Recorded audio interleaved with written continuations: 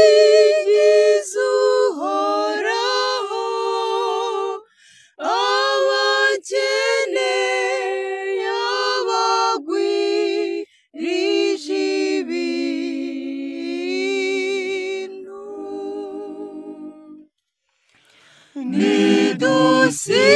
Nidusingize Uhoraho, abakene yabagwirije ibintu.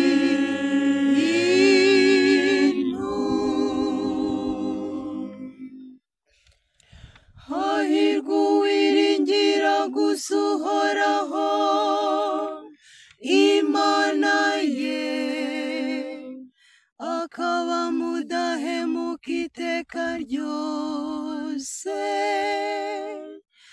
akarenganura abapfa akarengane, abashonje akabaha umugati.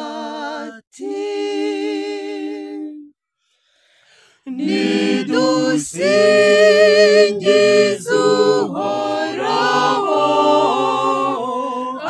abakene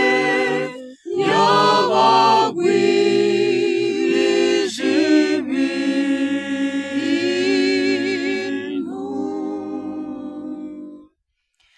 Uhoraho abohora imfungwa,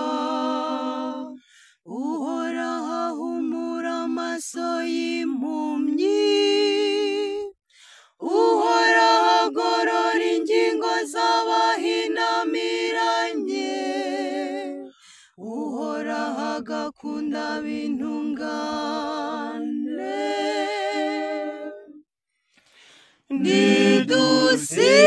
Nidusingize Uhoraho, abakene yabagwirije ibintu.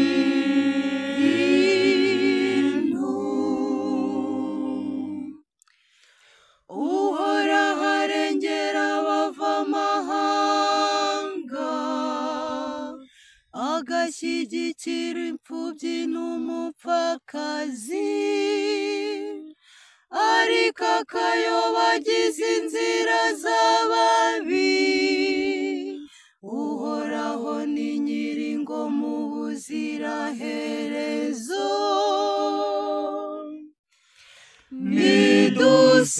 Nidusingize